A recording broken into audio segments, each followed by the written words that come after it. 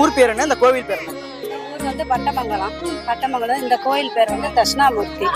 தட்சிணாமூர்த்திக்கு வந்து வாரம் வியாழக்கிழமை இறக்கணும் நல்ல விசேஷம்.